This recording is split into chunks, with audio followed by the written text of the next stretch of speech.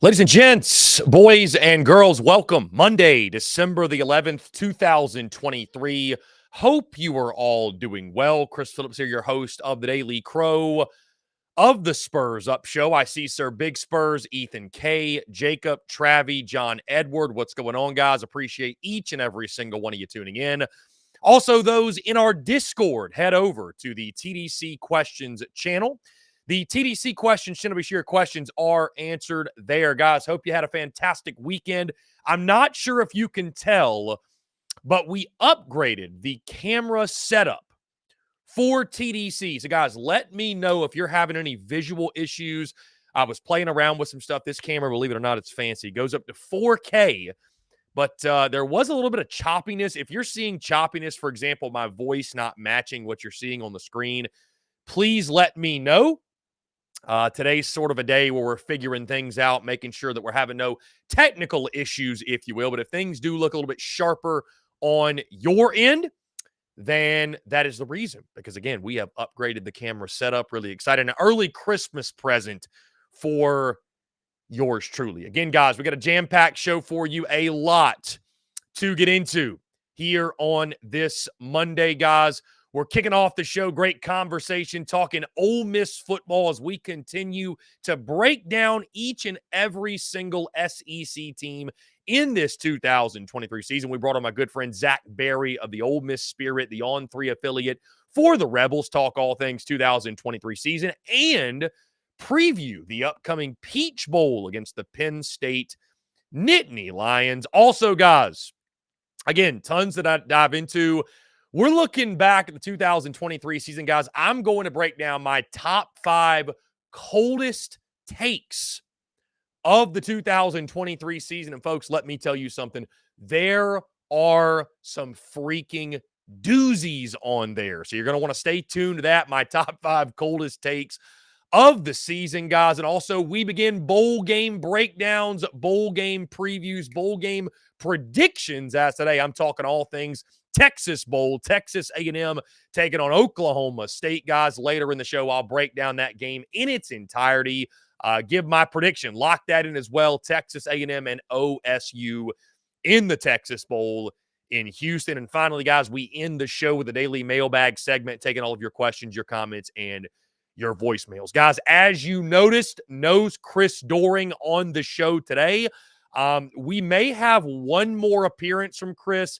Probably will be after the turn of the year because, of course, with things going on right now, guys, with the holidays, the regular season being over, right? We're transitioning, or we're kind of at that point right now where we're waiting on signing day. We're also in the midst of college basketball season.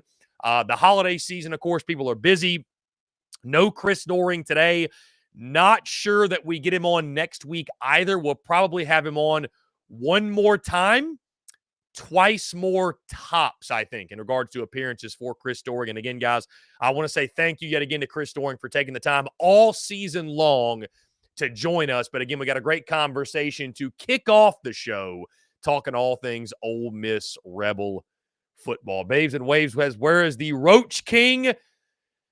I have no idea, man. He's down in Tampa doing something. I'm sure he's getting after it, doing his thing, but we do not have the Roach King with us today. Certainly. Again, guys, thank you all so much for the continued love and support. Hope you had a fantastic weekend. Really appreciate you guys and really excited for today's show and this week, guys. Stay tuned for our updated schedule, by the way, guys, for this week. I'm not 110% sure. I know for a fact we're not going full week normal schedule. 100% no show on Thursday or Friday. Wednesday is TBD. Again, we're traveling this week, going to see family. Wednesday, I'm not 100% sure. It's really just going to depend on what happens this week, what takes place. I will keep you guys updated and let you know for sure today and tomorrow, though. For sure today, tomorrow, noon to 2, we are live, we are rocking, we are rolling, and a lot to get into all week long. Guys, again, thank you all so much for tuning in. Appreciate each and every single one of you. With that being said, we're going to go ahead and dive into and kick this show off in style. Our good friend, Zach Berry of the Ole Miss Spirit, the On3 affiliate for the Ole Miss Rebels. He joined me to talk all things the 2023 season for Ole Miss. We previewed the Peach Bowl.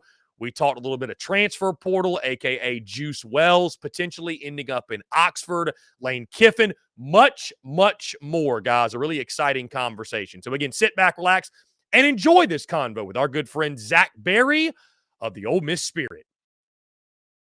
Hotty toddy, gosh almighty. What a season it was in Oxford as Ole Miss 10-2, 6-2 in SEC play, and they prepare for the Peach Bowl against the Penn State Nittany Lions on December the 30th. Helping us break it all down, talking all things Ole Miss Rebels, our good friend Zach Berry of Ole Miss Spirit. They are the On3 affiliate for the Ole Miss Rebels. Zach, what's going on, my man? We haven't seen each other, have not really spoken all that much since SEC Media Days back over the summer. Great to have you on, my friend. Appreciate you taking the time. How you been? Yeah, buddy. Good to see you again. Yeah, it's been a minute. I mean, hell, it feels like it was a week ago we were at Media Days, and then now here we are. It's already postseason. It's been a good year. I'd gone back and forth way back in the summer. We were doing our season predictions, trying to decide what I wanted to do. I knew the offense was going to be good. I knew that they would take another step with Jackson Dart in year 2 of the offense. They picked up some key guys in the portal, kind of reloaded on the offensive line a bit. And, it's weird. If you told me Ole Miss would still go 10-2 without Zachary Franklin, I would have been a little skeptical. But yeah, I was between 9-3 and 10-2. And my colleague at the Ole Miss Spirit was like, man, just do it. Who cares? If they go 9-3, if they go 8-4, no one's going to remember. So I was like, all right. So I said 10-2, and here we are. Look, Ole Miss is a flawed team. There's no way around that. And look, losing 2 games to Alabama and Georgia, the two, one has the greatest coach of all time. The other has, in my opinion, the heir apparent to the throne whenever Nick Saban hangs it up. Losing to those 2 programs. Sure, the Georgia loss was embarrassing. I think that was also almost like an awakening for Lane Kiffin, where the last couple cycles he's been very hands-on in recruiting. And he would probably tell you that. I think the first year he was a little laid back, a little, I wouldn't say lazy, just a different approach. Now, I mean, you've probably seen it on Twitter. He's been everywhere. He's been on the jet. He's been busy. They've been really active at the high school ranks this year, trying to build that depth, that quality depth. That you can't go heavy portal every cycle. It's hard because everybody's doing it now, but also it's not sustainable. But yeah, I mean, beating LSU with Jaden Daniels, I mean, that's probably one of the highlights of the year. I mean, just an incredible game, an incredible win. Jaden Daniels is just an electric factory. I don't think anybody saw this kind of meteoric rise at LSU. He was really good as a true freshman at Arizona State. Then sophomore year, he kind of took a dip. My buddy Wayne Cook covers UCLA out west. He sees him a lot, or he saw him a lot when he was at Arizona State. And he was like, man, I think he degressed. He was bad his second year. Like, he got worse. And then, talking about now, I mean, he's probably going to win the Heisman Trophy, right? But yeah, I mean, it's been fun. Jackson Dart was tremendous this year. I don't think he gets enough credit. They had 3 wideouts over 700 yards. No one's done that this season. And then Quinshawn Judkins, we kind of joked about it. It was kind of like Ole Miss got an All-American running back transfer like 6 games into the year. He had a slow start. He was a little banged up early. But, man, he ran with some attitude down the stretch, and they really needed him, and he was pivotal in probably 2 or 3 wins down the stretch. But yeah, sets up a big one in Atlanta. Never played Penn State before, first ever time in program history. And we'll probably get into it here in a minute, but I have an interesting theory, kind of a nickname for this bowl game.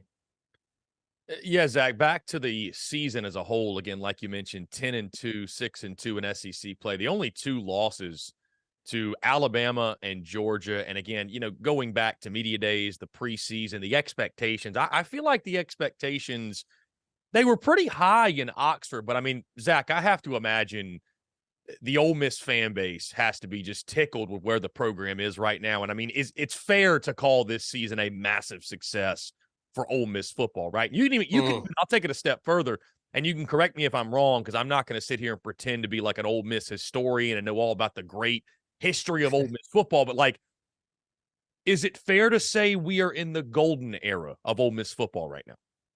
For sure.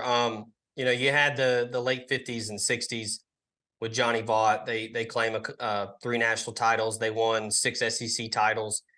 Sure, heyday back then. But that's for no one. Kids don't even know. Maybe they know Johnny Vaught because the stadium. But no, this is it. Like 2 10-win regular seasons in 3 years is incredibly loud. It's a testament to what Lane Kiffin and the staff has done. I mean, we haven't even talked about Pete Golding and that defense. I mean, year one, not even all of his guys, and they were a top 25 SP plus defense. They were top 20 in sacks and tackles for loss. Just a remarkable job by him and primarily Randall Joyner, the defensive line coach, who I think is a rising star. Kiffin and them are going to have to work their ass off to keep him on staff. People are going to start coming for him. But yeah, this is like a chance to win 11 games for the first time ever. They had it 2 years ago with Matt Corral against Baylor in the Sugar Bowl. He gets hurt. Baylor got after him that day. I mean, they whipped him. I mean, Dave Aranda and Ron Roberts had a plan, and it did not go well for Kiffin and them once Corral went down. But yeah, this one, I think right now, you talk about the 2 losses, Alabama and Georgia. Those are the 2 teams in, I believe, the last 10 years. Excuse me, last 3 seasons at the Power 5 level. Georgia has the most wins at 41. Alabama's at 36. Ole Miss is the next SEC team at 28. So, sure, no trophies, no banners to hang. But look, I think that's the biggest struggle for the Ole Miss fan base. And it's not a knock because it's hard. But I think having that realization of, hey, this is the heyday. Like, this is like a new era, but we're not there yet. Georgia and Alabama are tier 1, and then there's a big drop to tier 2. And that's okay. Because look, as I told people, I told you before we hit record, I was in Athens for that game. Ole Miss gets 2 quick scores. It's 14-14. After the first one, there was some groveling around us. Me and my buddy, we got some good seats. We were down there in the thick of it.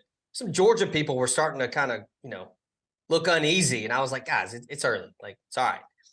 And they score again. It's 14-14. Me and my buddy are like, well okay. And then Georgia woke up, and we know what happened. And just leaving that game and talking to people, Georgia people, Ole Miss people, it's like, hey, it's a different tax bracket, man. Like, literally and figuratively. Like, you're not there yet. Like, I don't think they're close, but hey, 10-2 is nothing to sneeze at. I mean, it's a tremendous year for Lane Kiffin. And look, when you're trying to keep him there, and I'm of the opinion that I think he is going to stay for a while. He's got his kids there. I mean, if you want to play the game of, okay, well, when his daughter graduates, what's he going to do? That's 4 years. By then, he'll be there for 8 years. It's a long time to be somewhere. So I think he's starting to get the sense like, hey, I can build something here. They've had portal success. The playoff is expanding now. I mean, come on. Like, these 2 10-win seasons, you would have been in the playoff. So, hey, roll the dice, either host a game or go play somewhere, upset somebody, and then see what happens. So, it's absolutely like this is now like for Ole Miss football. This is when you want to get those season tickets. This is when you want to go to bowl games, when you want to go to away games, when you feel good, wearing that script M around town and that sort of thing. I think the Ole Miss fans are sensing that. It took a week or so after that Georgia game to kind of pick yourself up off the canvas. But yeah, I mean, they closed well down the stretch. Last year just fell flat on their face. Lost that Bama game, had a chance, had the ball to win it, didn't get it done. And I think that game just like it's deflated the whole roster, the whole staff. They put so much into that game and finished 8-5. And then now you come back, you respond 10-2. it's a pretty big statement for Kiffin and the program. And to your point, Zach, I think it's worth noting that, again, a 10-win season was never something to turn your nose up at. But now with the playoff expanding, it's Oh, yeah. programs like Ole Miss, Missouri, Kentucky, South Carolina that all of a sudden there is a path to the playoff, right? With it expanding with Texas and Oklahoma next year. Like, you don't have to go 12-0. You don't have to even go 11-1. Right. If you're a double-digit win SEC team, you're getting in the college ball playoff most likely. And I mean, that's what Lane Kiffin has built in Oxford. Would you say moving forward it's sort of, I don't know that playoff or bust is the right mentality, right? That's a dangerous mentality, but I mean, that's got to be the goal moving forward, right? Because now it's like, okay, we've won 10 games, like especially in a season where, Ole Miss's 2024 schedule was just leaked. You look at that, front half sets up well. It's like, hey, the goal is going to be back to get back to double-digit wins and get to a college ball playoff. And any coach that does that at their program, man, like you mentioned, it's the job security is going to be through the roof because you're going to have a college football playoff appearance to hang your hat on, whether it's 4-team or 12-team, it's still significant. Yeah, we had talked about it with once Lane Kiffin landed Jackson Dart, and he was a true, I guess technically a true freshman with the COVID year, and now true junior, has a fantastic year. I expect him back. Kiffin kind of let the cat out of the bag during his radio show a couple weeks ago, and I think he retracted. And then Dart said, "Hey, I hadn't decided yet." I think he kind of wants to do it, his own announcement type deal. I expect him back. We had all kind of said, hey, if they can keep Dart, 2024 kind of sets up to be the year where you can recruit a couple cycles, get some top talent in there, get them in the program. Maybe they're 1-2 years in, you get some portal guys, and hey, see what happens. Now you look at the schedule, like you said, no Auburn, no Alabama. You get Georgia at home. And outside of that, your toughest tests are at LSU, at Florida.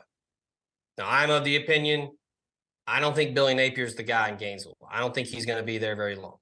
Now, Graham Mertz kind of bucked his head a little bit down the stretch. He played well. You see the exodus. I mean, tons and tons and tons. I mean, guys are leaving left and right, both there and College Station. It's. I mean, I don't got to tell you the portal's crazy, but yeah. I mean, next year. I mean, it's kind of crazy to say this as someone that covers Ole Miss, but I think it's realistic now. The floor could be 9-3 with what you potentially have coming back. I mean, Quinshon Judkins, I think he's going to return. There was some tampering. There was some pre-portaling, if you will, people trying to get him to leave. I think he's going to stay. I think Caden Priestcorn, the Memphis tight end, that was key down the stretch, but he was banged up. He didn't get a full year. He didn't put enough film together for NFL scouts. I think he's going to come back.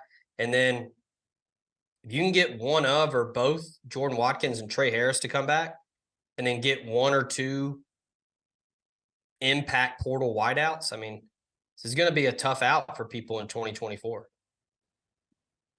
Are you thinking of the name Juice Wells when you mentioned portal wideout? He is absolutely there.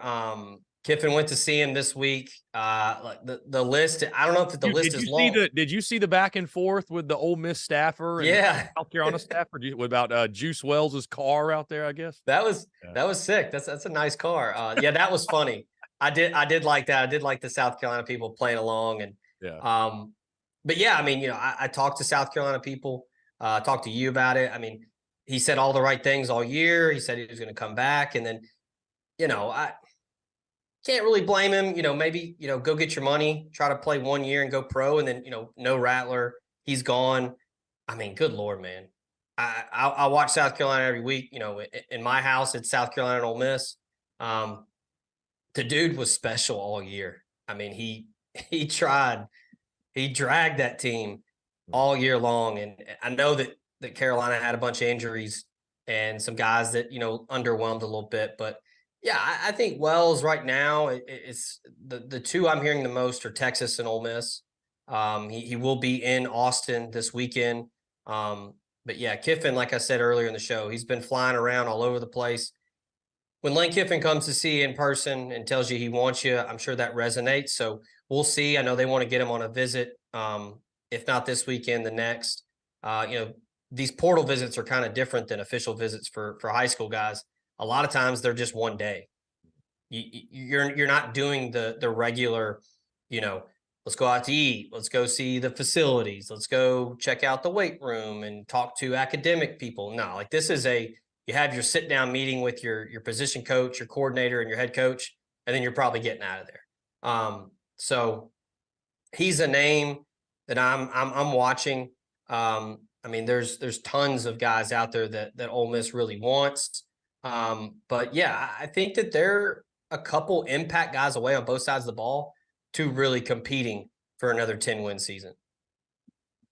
So, Zach, that being said, let's move into this Peach Bowl against Penn State, December the 30th, noon Eastern. Like you mentioned, opportunity. I did not know this. It would be the first time Ole Miss has ever won 11 games. If they win this game over the Nittany Lions, it's the first all-time meeting. And you look at Penn State, they're led by Drew Allar at the quarterback position, Katron Allen at running back. Pretty explosive offense. They like to run the football over 180 yards per game. The defense is stout. What do you see from Penn State? And when you look at this matchup, what first jumps out at you? First thing to me, like I said, I had a nickname for this bowl. Call it the Spider-Man meme bowl. James Franklin and Lane Kiffin, they're kind of the same. Two programs, the way that I've heard it described, is two programs that feel like the bridesmaid and never the bride, where it's like they just, and maybe it's unfair to label it, because kudos to both programs for getting to that big game every single year, it feels like, but just can't quite get over the hump. I think it's more extreme for Penn State than Ole Miss, to be fair. Yeah, I've had people make that joke, like, is Lane Kiffin just James Franklin? Like, well, no, James Franklin's been there for almost 10 years. He's won 11 games, I think 5 times. He's been to, now he hasn't handled it against Michigan or Ohio State, but they've been to big games. They've won big games. And yeah, Penn State, way more resources, a bigger state. I mean, I call that, that's one of those pacifier states. You grow up in Pennsylvania. If you're a high-level football player, all due respect to Pitt and Narduzzi, but you want to go to Penn State. You want to play for the Nittany Lions. You want to go run out the tunnel at Beaver Stadium for a whiteout. That's what you want. And I think that, it is like almost a mirror image of the programs, where there's Ohio State, Michigan, drop off, and then there's Penn State. And that's like the SEC. There's Alabama, Georgia, drop off, and Ole Miss this year. So, but yeah, the defense jumps out. Now, I'm intrigued to see how this affects prep for the bowl game. But Manny Diaz, new head coach at Duke, DC at Penn State. I don't know if he's going to stay on. I mean, I would think I was entertained by the Kiffin post when he said, "Congratulations, Manny." Yeah, I mean, Kiffin's an legend. Yeah. That was funny. That was funny. Well, he did the same thing when Chop Robinson announced he was not going to play in the bowl game and just going to get ready for the draft. And Kiffin was, like, oh, thank God, like, I don't have to worry about you. But they still got dudes on defense, man. Kobe King, linebacker, he's a stud. Kevin Winston is good on the back end. Curtis Jacobs is another linebacker that's really talented. And then Adisa Isaac, opposite of Chop Robinson, he benefited from Chop being on the other side. 7.5 sacks, 15 tackles for loss. So they're going to be a stern test for this offense, but it's going to be fun. You got a month to prepare. Kiffin's going to get in his bag and have some fun things cooked up for James Franklin. But yeah, you nailed it. I mean, they love to run the football. You mentioned Katron Allen. They also got Nicholas Singleton, who's a stud, over 700 yards, 8 touchdowns. Allar is someone that I was a little disappointed in this year. I seem like he never really flashed a ton in the big games. Still put up some really good numbers. He only threw 2 picks on the year. He had over 20 touchdowns, but just didn't do enough that really jumped off the tape to you. But I think this is a really fun matchup.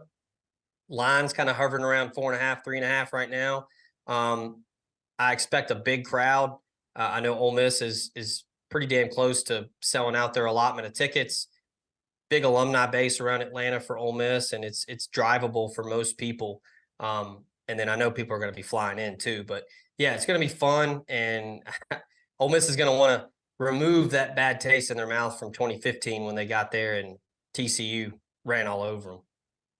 Zach, are opt-outs or guys entering the transfer portal, is that affecting this ball game for Ole Miss, for Penn State? I know you mentioned obviously one guy for State is out, but is it affecting Ole Miss at all? Is there an exodus that, a lot of teams right now, right, they're looking around like, all right, we don't even know how we're going to field 22, it feels like. Do you feel like, is that an issue for Ole Miss or no? So right now, there's only been one NFL declaration, and he says he will play in the bowl game. That's Dayton Wade, which, I mean, one of the cooler stories in college football.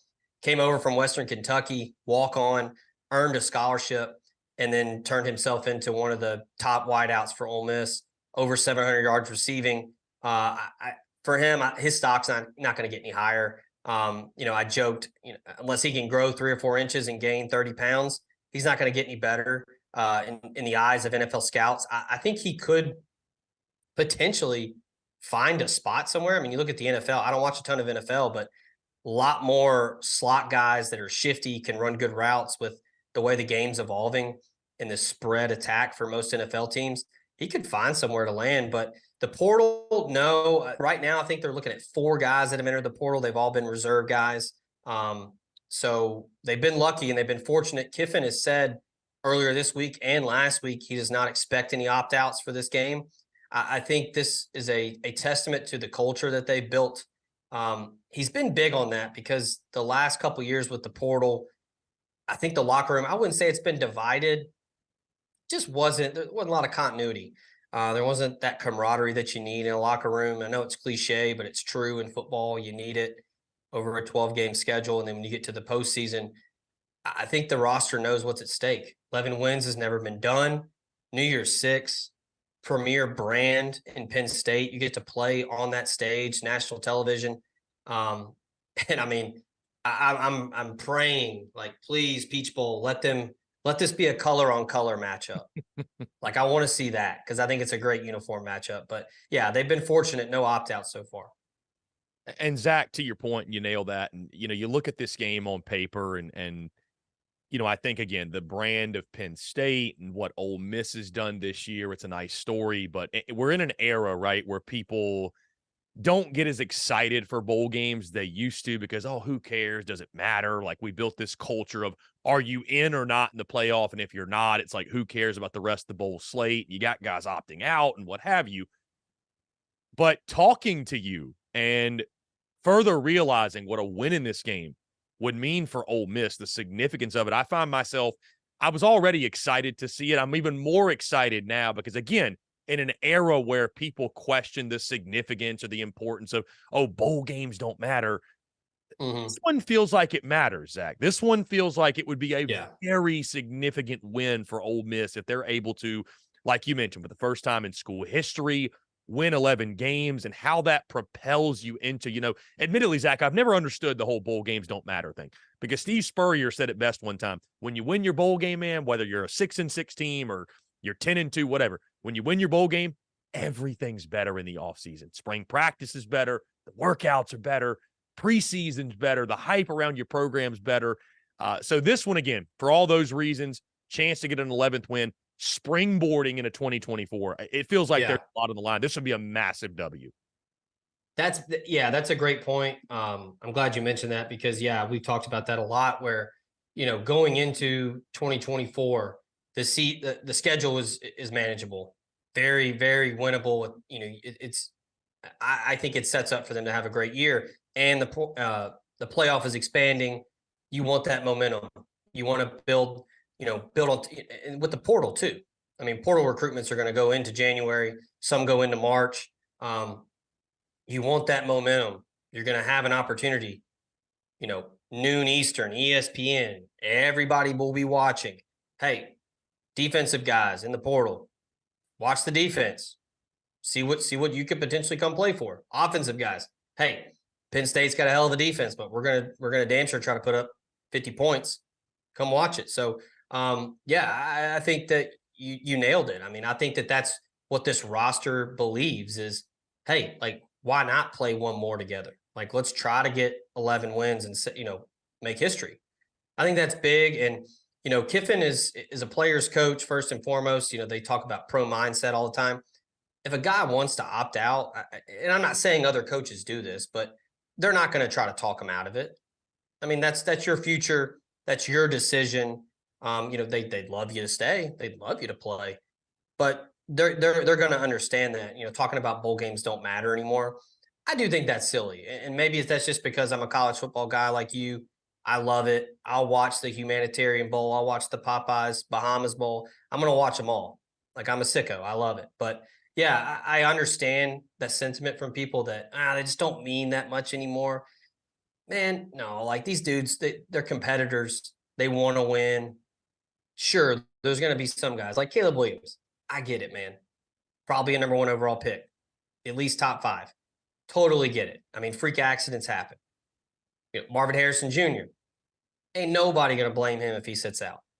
At least I hope not, because dude's about to make millions and millions of dollars playing football. So on one hand, I totally get it when guys sit out. On the other, that's not going to affect me and how I watch bowl games. Zach, before we get you out of here, my friend, again, looking forward to the game. It's a noon kick on December the 30th. Ole Miss and Penn State in the Peach Bowl.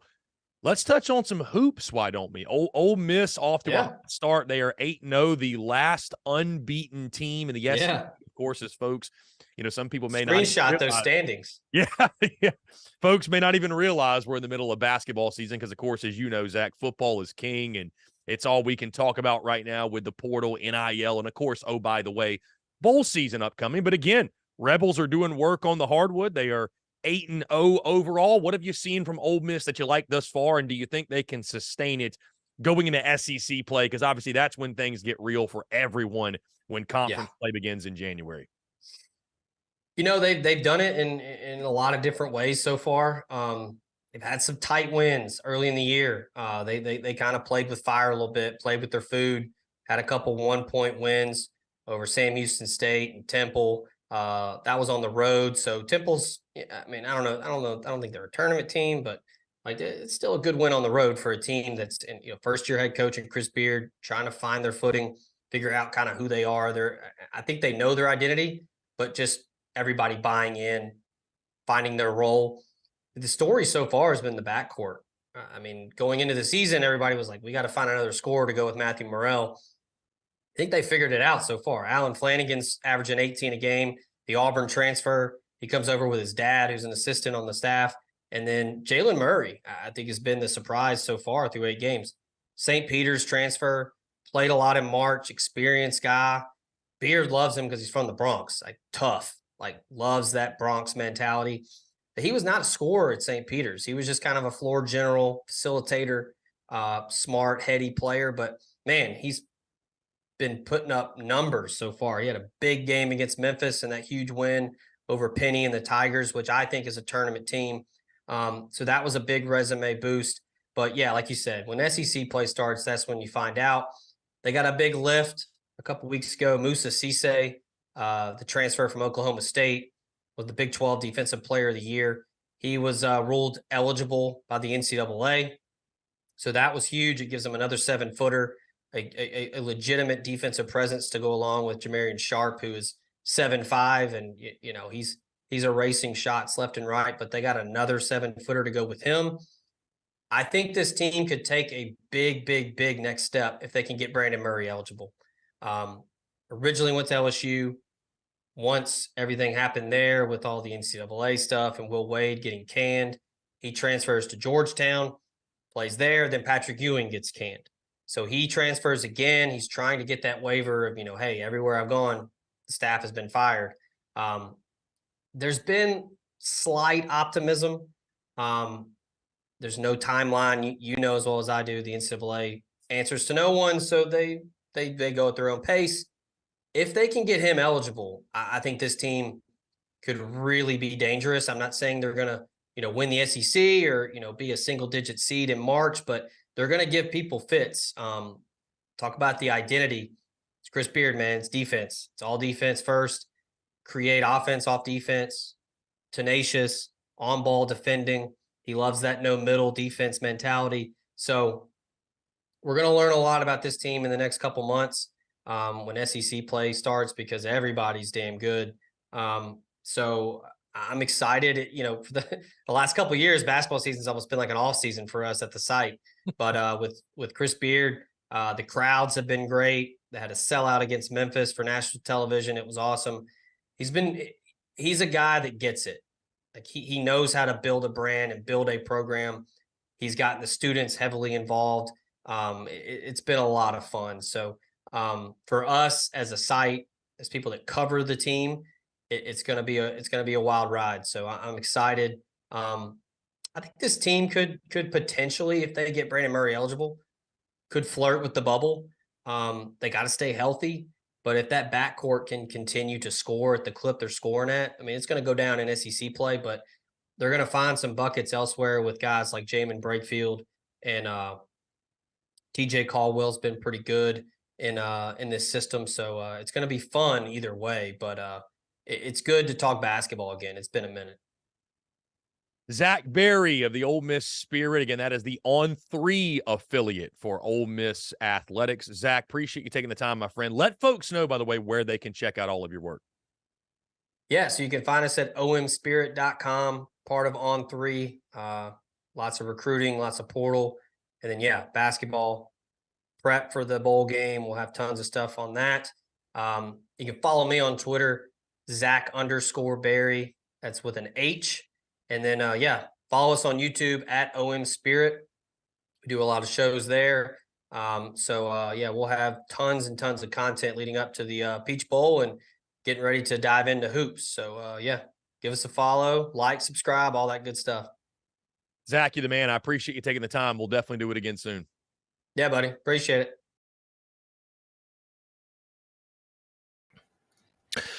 Okay, guys, that was our good friend Zach Berry of the Ole Miss Spirit. Appreciate him taking the time. Really, really good stuff as always. Always enjoy talking to Zach. And Ole Miss in the Peach Bowl, they will take on the Penn State Nittany Lions in what should be a fantastic ball game. Again, guys, you hear about bowl seasons this, bowl seasons that. I had somebody comment this morning and say it's just they're just paid exhibitions where they're just trying to get money from people. I mean, in a game like that, maybe some games are that way, but in a game like that for Ole Miss, opportunity to win 11 games in a season, first time in school history, that one feels pretty significant. So really looking forward to watching that game. And again, appreciate Zach taking the time. Guys, that being said, what were your coldest takes of the 2023 football season?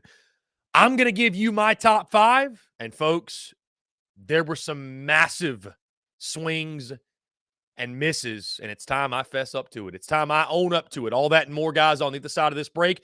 You're tuned in to the Daily Crow. The Daily Crow is also brought to you by our friends over at A1 Air Quality Consultants. Headaches, coughing, running nose while in the office or just in your home. Call A1 Air Quality Consultants to have your air checked today. From Columbia to Asheville, Anderson to Charlotte, they are your breath of fresh air for all of your air quality needs. Be sure to give them a call or shoot them a text today at 864-619-2092. That's 864-619-2092. You can also contact them via email at a1airqualityconsultants@gmail.com. Be sure to check them out. We thank A1 Air Quality Consultants for their love and support of the Spurs Up Show, and tell them that Chris from the Spurs Up Show sent you.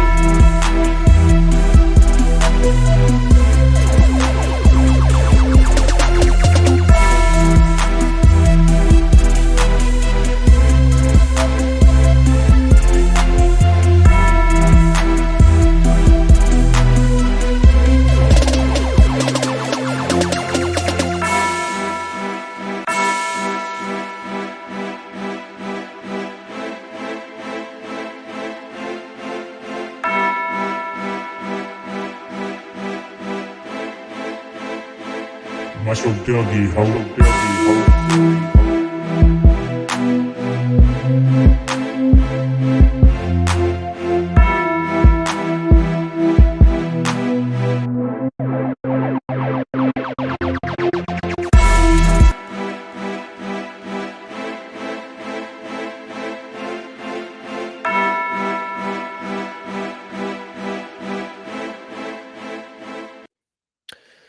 Ladies and gents, boys and girls, we are back here on this Monday, December the 11th, 2023. Appreciate each and every single one of you tuning in.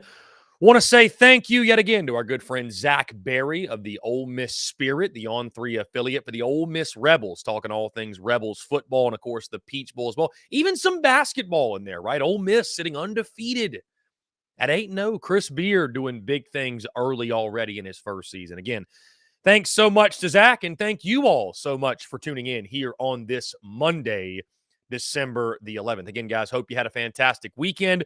Continue to leave us your questions, your comments, and your voicemails for later in the show. Last 30 minutes or so of the show, we'll take those questions, those comments, those voicemails as well. Our good friend Austin Gregory in the Discord says this.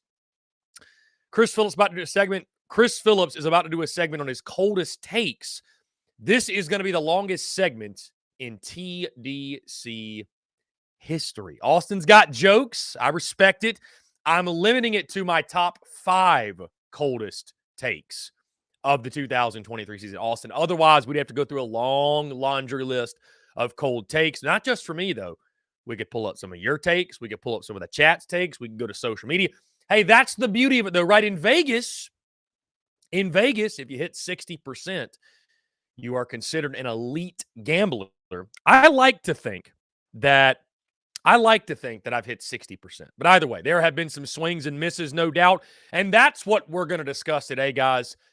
We all have them. We all have cold takes. I'm going through my top 5 coldest takes of the 2023 college football season. We start at number 5. And it's actually this thing right here over my left shoulder, guys. Beamer ball to the moon. My 5th coldest take of the 2023 college football season. And I didn't miss the record by a ton, right? I picked South Carolina to go 7-5.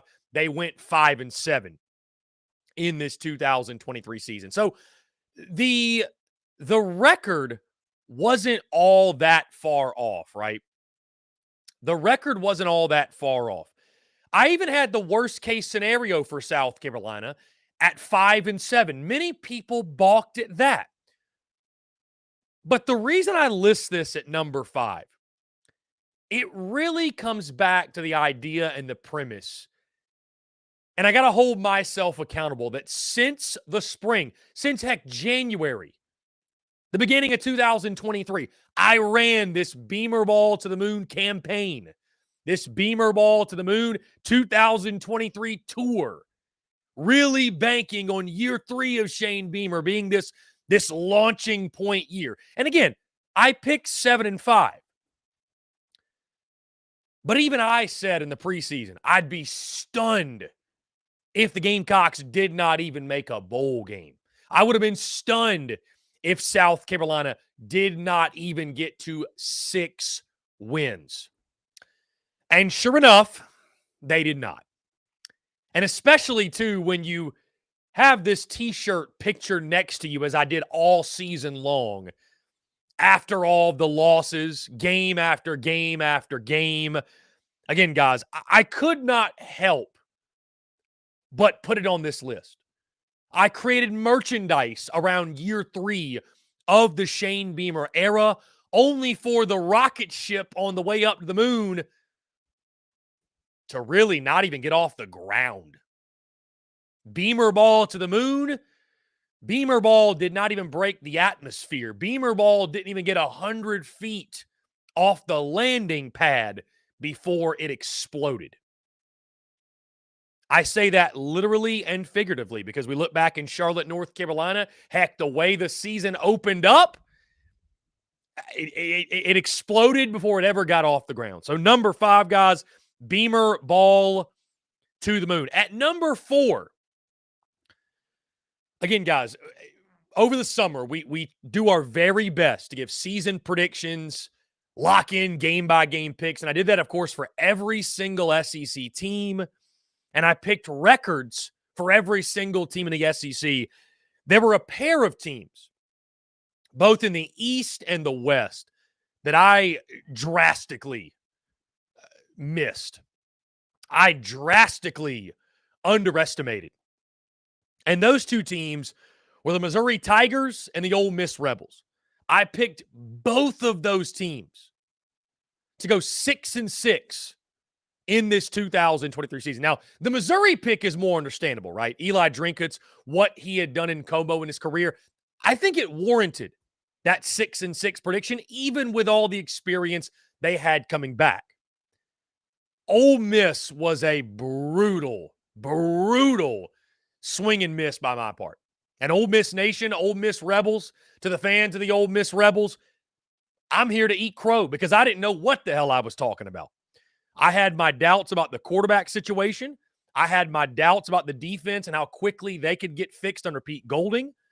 I had my doubts about Ole Miss this year in a really tough SEC West, and I thought Texas A&M was going to be that team that popped, and LSU was going to pop more than they did. And again, I severely underestimated the Ole Miss Rebels, along with Missouri as well. Again, both of these teams that I picked to go 6-6 respectively, they have both won 10 games. So you can't miss it much more than that. So again, number 4, guys, Ole Miss, Mizzou, picking them to go 6-6. Both now sit in, I believe, New Year's Six bowl game, sitting at 10-2 overall. Each of those teams is. Couldn't have missed it much more than that. At number 3, guys, I made this pick over the summer. And once we got in season, right, once the pick is published, people don't forget. They don't let you forget, right? Which is the nature of the beast. It's the beauties and the banter, as I say, that's the beauty of it. They don't let you forget things like that. So over the summer, again, you try to get ahead and you try to make upset picks and predictions, and you understand, hey, this is college football, right? It's not going to go chalk. It's not exactly going to go how you think it's going to go. You've got to try to make some picks that maybe at the time seem unlikely or unrealistic, because isn't it funny in college football how the expect the unexpected? You have to expect the unordinary to happen. You have to expect these things to take place because, again, it's college football played by 18 to 22-year-old athletes. So, looking back at the schedule and back over the summer, you might recall Vanderbilt was a hot commodity, right? Vandy was a hot commodity. They were looked at as, man, that over 3.5, that's one of the best bets in Vegas. Clark Lee and company, they won 5 games last year. They could make a bowl game. They got this guy back and that guy back and that guy back. Look at the culture Clark Lee's building. And so I looked at that schedule and I said, man, I think Vandy's going to sneak up on somebody. I didn't pick Vandy to do all that. Well, I think I picked her to go 4-8 this year. But I thought Vandy would sneak up on somebody. I thought Vandy would win one SEC game. And that game that I picked Vandy to win was over the Auburn Tigers. And again, guy, first-year head coach Hugh Freeze, Auburn Tigers, by the way. And I made that pick up back over the summer. And we got to the week of the game, and I was like, you know what?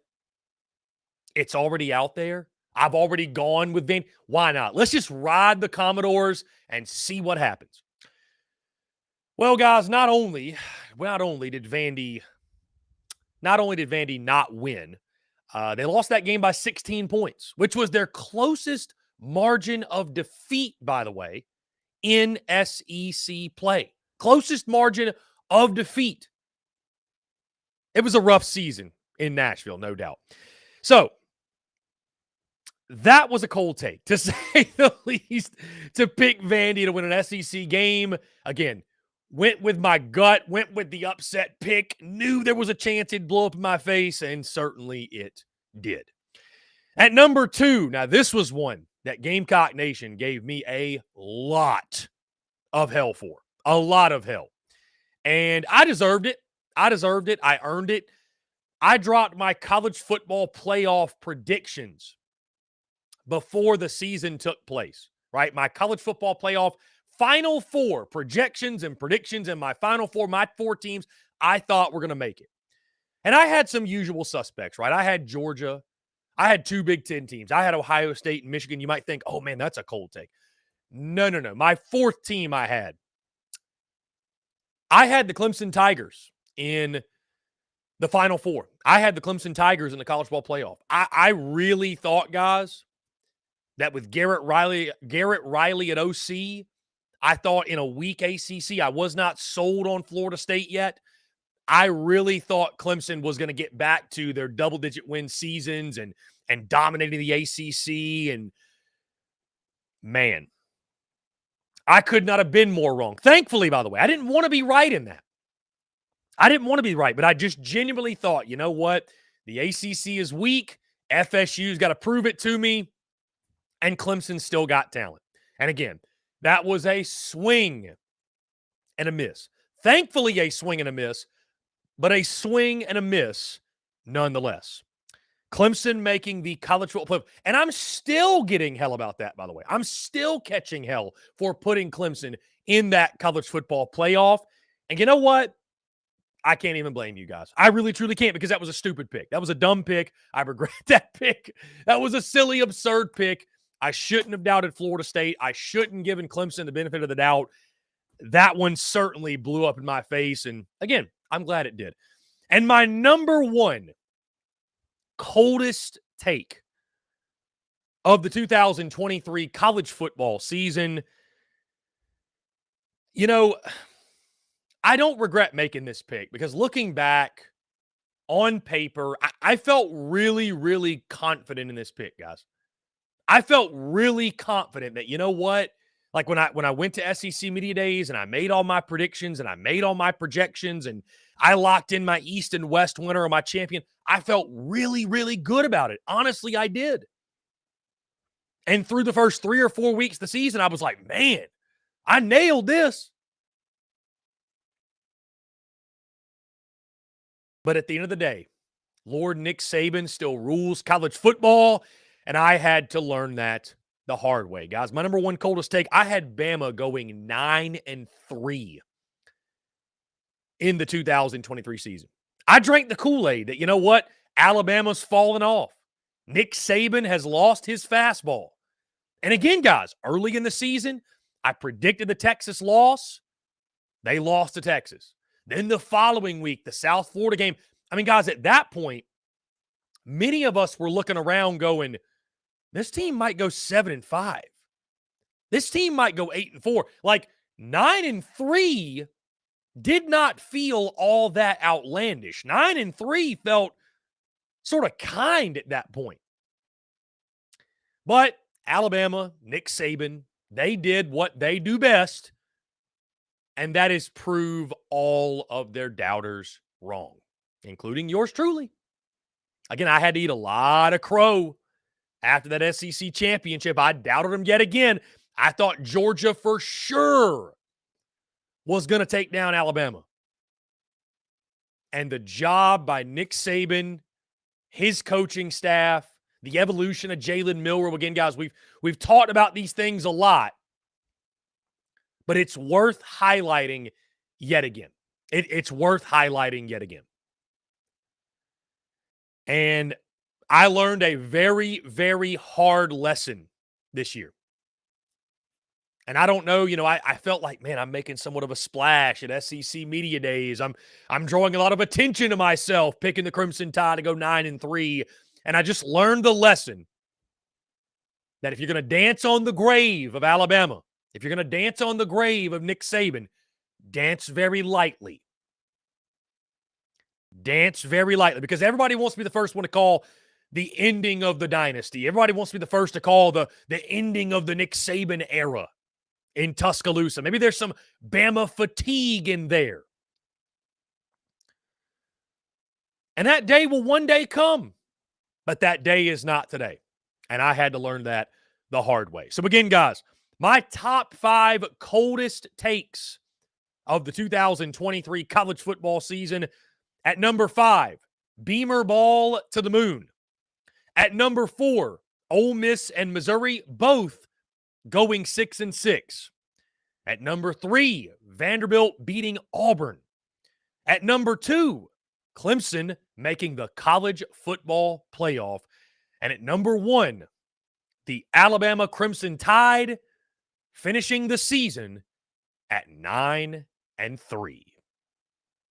Guys, we're going to jump into a quick break. On the other side, we begin our bowl game previews, predictions from yours truly. We're talking Texas Bowl, Texas A&M and Oklahoma State set to do battle in the Texas Bowl upcoming in a couple of weeks, guys. We'll break that down in its entirety, all that and more on the other side of this break. You're tuned in to the Daily Crow. The Daily Crow is also brought to you by our friends over at A1 Air Quality Consultants. Headaches, coughing, running nose while in the office or just in your home, call A1 Air Quality Consultants to have your air checked today. From Columbia to Asheville, Anderson to Charlotte, they are your breath of fresh air for all of your air quality needs. Be sure to give them a call or shoot them a text today at 864-619-2092. That's 864-619-2092. You can also contact them via email at a1airqualityconsultants@gmail.com. Be sure to check them out. We thank A1 Air Quality Consultants for their love and support of the Spurs Up Show, and tell them that Chris from the Spurs Up Show sent you.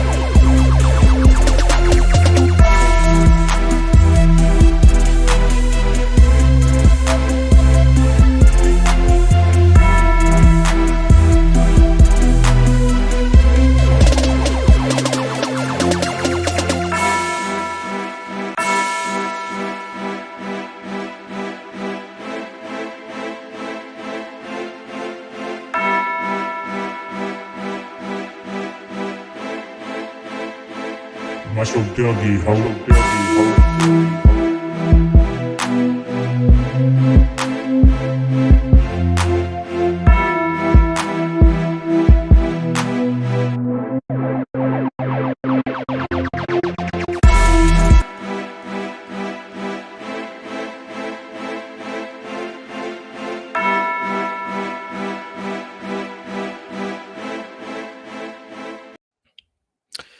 Ladies and gents, boys and girls, we are back here on this Monday, December the 11th, 2023. Appreciate each and every single one of you. Again, guys, it was a busy weekend in Gamecock Nation.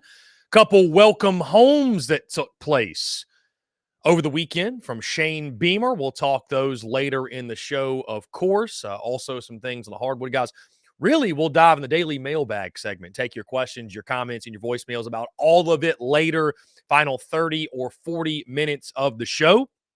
Again, guys, appreciate each and every single one of you tuning in. Want to say thank you yet again to all of you for being involved and active in the show, on the airwaves, in the comments, what have you. By the way, guys, be sure to hit that subscribe button on YouTube if you have not done so. Hit that bell icon so you get notifications of when we go live, when we drop new video content as well. Also, guys, we're on iTunes, Spotify, Google Podcasts, wherever you get your podcasts at.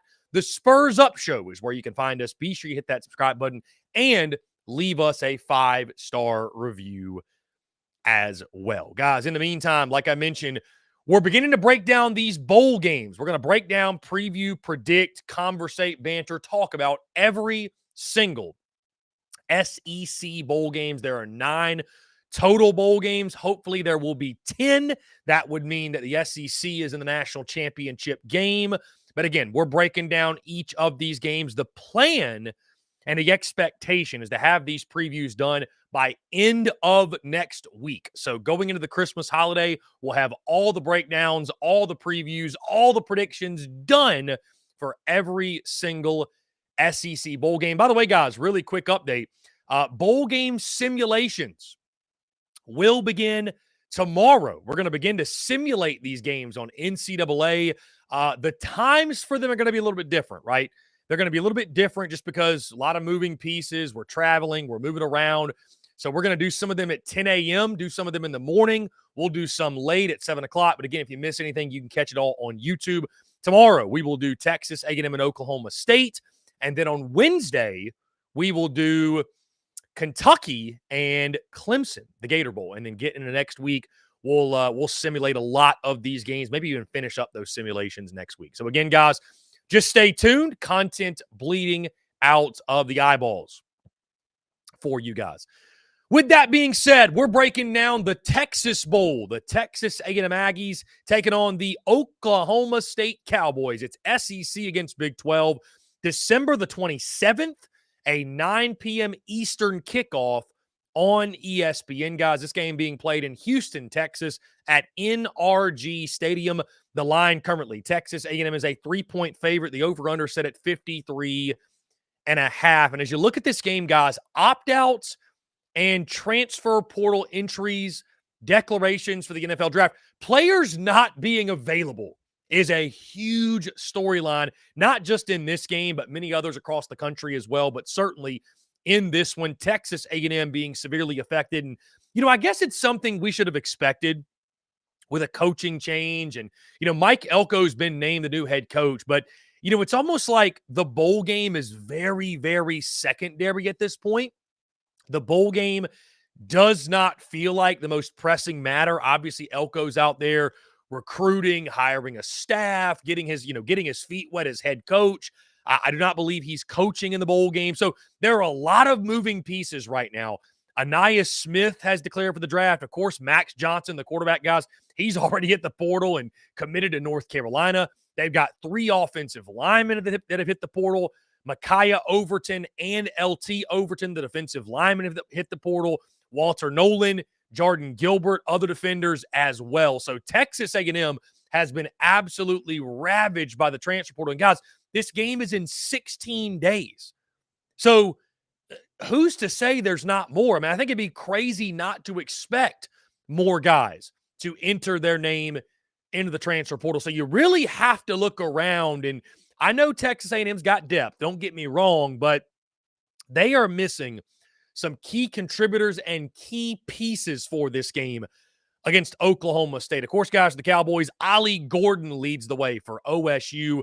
What a fantastic season he had, 1,614 yards on the 2023 campaign, 20 total rushing touchdowns, average 6.3 yards per carry. And guys, they love to run the football. The boys from Stillwater do. Alan Bowman is their quarterback, over 3,000 yards passing, 13 TDs to 12 interceptions. So the numbers, the turnover numbers are worrisome, but again, productive when he's not turning the football over. They got a fantastic playmaker on the outside, a couple of them actually. Brennan Presley and Rashad Owens, the fantastic wide receivers. Presley with over 800 yards receiving and 6 touchdowns. Owens with over 700 yards receiving and 3 touchdowns on the season. But again, guys, for Oklahoma State, it starts with Ollie Gordon, the fantastic running back. Guys, here's a really, really interesting stat in this game, because Texas A&M and OSU, obviously, they got a long history of playing each other back when A&M was actually in the Big 12 and competing against them yearly. But the Aggies, get this, in their last 6 matchups against the spread against Oklahoma State, Texas A&M is 0-5-1 in their last 6 matchups against the Cowboys. So they have not fared well. They have not fared well, have not covered. Again, guys, I'll remind you, A&M, a 3-point favorite. A matchup to watch in this game, guys. Texas A&M, they've been elite all year when it comes to pass rush. And yes, they are missing some guys, but they're still led by Edgerrin Cooper at the linebacker position. He was great for them this year, flying all over the field. Sort of served like that Harold Perkins role for Texas A&M this year, that do-it-all playmaker on defense at the linebacker position. But Texas A&M as a defense generated 42 sacks this season. They were one of the best in all of college football. Oklahoma State, only 13 sacks allowed. So is Texas A&M able to get after the quarterback, or is Oklahoma State, their big physical offensive line, able to push A&M around and win at the line of scrimmage? Certainly, that's going to be a key matchup to watch. It's good on good. Really excited to see how that plays out. And guys, something we'll be talking about a lot when it comes to these teams in bowl games, again, is the motivation factor. Are the Aggies looking more so forward to the Elko era? Like, what's the excitement level? Not just from the A&M fan base, the coaching staff, but these players. I mean, this team. I mean, how much does winning the Texas Bowl matter to the folks down in College Station? I don't know that it really does. And then for Oklahoma State on the other side, they had a disappointing finish to their season, but a season in which they went to the Big 12 championship game, took on Texas, lost the game, of course. But I think what you have to try to do in these bowl games, you have to try to read between the lines and see, okay, who's got more to gain? Who's playing for more, right? Who is more excited? Who's more fired up? Who's more motivated? And that's something that can be really, really difficult to gauge. But you have to think about that because, guys, like you look at last year, you look at the last couple of years, you look at bowl games, it really makes sense after the fact. It's like, oh, man, we had all these clues that this team wasn't ready. This team wasn't motivated. This team wasn't fired up and excited to play. And it really helps you to just see things clearly, separate the forest from the trees. But again, a really fun matchup, I think, guys. A&M and OSU, Oklahoma State, again, offensively. I won't say they're a juggernaut, but they've been really, really good this year. You look at them as a team passing the football for over 260 yards per game. Again, like I mentioned, it starts with Ollie Gordon, but they can throw the football as good as anybody. The offensive line's been fantastic. For Texas A&M, guys, what I think is really interesting at the quarterback position, like I mentioned, Connor Wegman, been hurt all year. Max Johnson has entered the portal. He's at North Carolina. He ain't playing in this game. So they're turning to Jalen Henderson. You're like, who? Jalen Henderson, 52 of 77, 704 passing yards this season, 6 touchdowns, 2 picks to his credit. He did actually play the entire LSU game. He was solid in that game. He was actually pretty good. Again, that was against the LSU defense, which LSU's defense has made pretty much everybody look good. But still, At least he got his feet wet. At least he got some experience. So it's not like you're starting a guy who has never played before, but certainly how does that impact Texas A&M offensively? A brand new quarterback, Jalen Henderson. They're going to have to lean on that running game of Amari Daniels, Le'Veon Moss. Daniels over 500 yards rushing, 5 touchdowns. Moss just under 500 and 5 touchdowns to his credit as well. Again, guys, losing Aniyah Smith is killer. Evan Stewart, I believe, is questionable for this game. So they're going to have some guys step up. Also, Jake Johnson is gone, the big-time tight end they leaned on a lot this season. So it is very much so a ragtag A&M roster in comparison to what they fielded this season. Now, guys, for my prediction, again, Texas A&M, 3-point favorites in the ball game, over-under set at 53.5. And if you were keeping up, I've already locked in my gambling picks for bowl season. I love the over in this game. The over, if you actually go back and look, I don't have the stats pulled up right in front of me, but the over has hit more often than not, for whatever reason, when these two teams face off. Like I mentioned many times, guys, in this segment, I think you really have to think about the motivation factor when you talk about these bowl games. You got to really try to read between the lines. Okay, who's more fired up? Who's more excited to play? Who has more to gain from a game like this? Because on paper, talent-wise, I'd probably say Texas A&M is the more talented team. I'd say top to bottom, Texas A&M has more talent. But guys, when they had a head coach, I wouldn't trust Texas A&M as far as I could throw them. And so now you're going to tell me without a head coach, with guys hitting the portal left and right, a lot of their best players, they're going to go out there and play their best game and beat what I think is a really quality Oklahoma State team? I think the wrong team is favored in this game, guys. I like OSU a lot. I think because of what Texas A&M has lost in their front seven, I think Ollie Gordon, they will be able to run the football. The quarterback's job, don't lose the game. Don't lose the game. He's got to limit the turnovers. But that offensive line has been so good all year long. Let Ollie Gordon work. You got a brand new quarterback practically for Texas A&M. Again, guys, I know he was good in that game against LSU, but everybody looks good against LSU's defense. You know, how much can you realistically ask Jalen Henderson to do? And guys, I think the focus down in College Station, and I don't know if Aggie fans would admit it, and it's okay, right? It is what it is. It happens to the best of us, but the focus down in College Station, it's not on winning the Texas Bowl. The focus down in College Station is the Mike Elko era, his hiring of coordinators, his hiring of staff, and what the new era looks like. The Texas Bowl is a footnote to Texas A&M, while to Oklahoma State, there's a lot on the line in the way they can pad their 2023 season, and Mike Gundy and company can use that as momentum moving forward. Again, I think you see from the opt-outs, from the guys declaring early, from the guys leaving, I don't think Texas A&M is really all that invested in this thing for that reason. I do think Oklahoma State, again, wrong team is favored here. A&M -3, wrong team is favored. Not only does OSU cover, I think OSU wins straight up in this game. Like I mentioned, guys, I love the over, but I also love Oklahoma State to win this thing straight up, beat Texas A&M, lock me in. I've got Cowboys 31, Aggies 24. Again, at full strength, I think Texas A&M is the better team, but they're not at full strength. And like I mentioned, I didn't trust Texas A&M as far as I could throw them when they had a head coach. Now they're going to go into a bowl game that I'm sure their entire fan base, their football team is deeming as meaningless with no head coach. And I'm supposed to expect they're going to show up and play their best brand of football and win this game over a quality OSU team?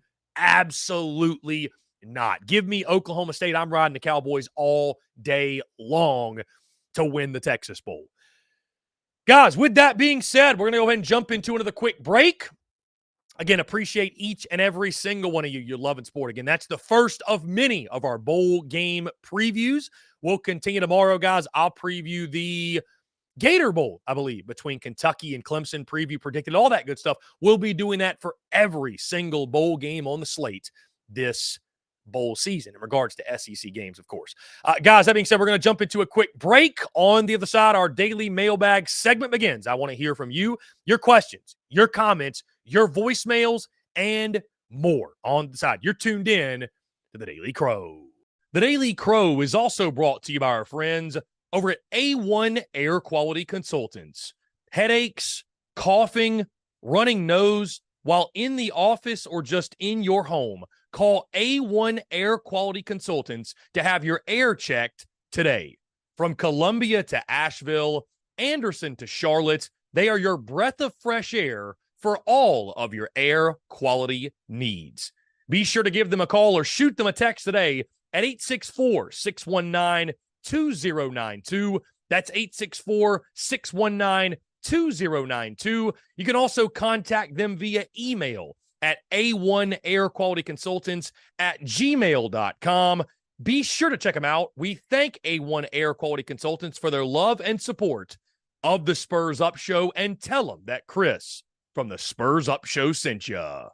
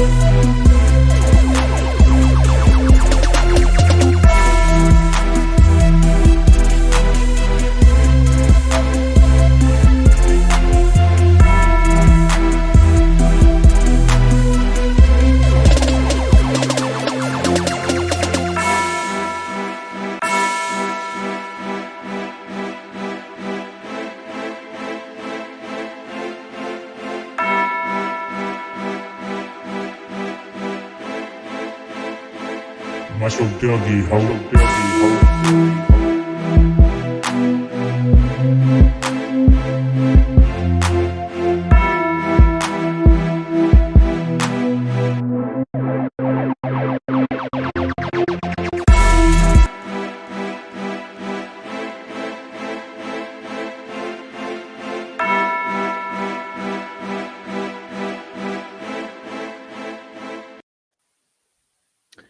Ladies and gents, boys and girls, we are back here on this Monday, December the 11th, 2023. Appreciate each and every single one of you tuning in. With that being said, the daily mailbag segment has officially begun as we are taking your questions, your comments, and your voicemails at 843-790-3377.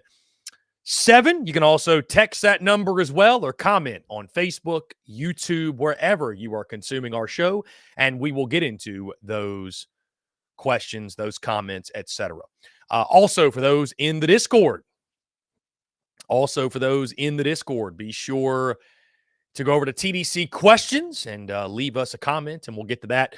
We'll kick it off with Coach Ford. He says, who was the other welcome home besides the defensive tackle? Coach Ford, it has not yet been announced. I think the player was going to announce later today is what I've heard. Not going to say who it is out of respect for the player because Coach Ford, as you know, people just, they lose their minds, right? Don't spoil the kid's announcement, but supposedly it was someone who was on campus over the weekend, and I will leave it at that. Getting back to earlier in the show. The questions, Babes and Waves says no more collabs. We will still, Babes and Waves, have guests on. Absolutely. Not with the Roach King. That's where you asked. Not with the Roach King. We're 110% still going to have daily guests on. Just, Chris Doring obviously is a football season guest.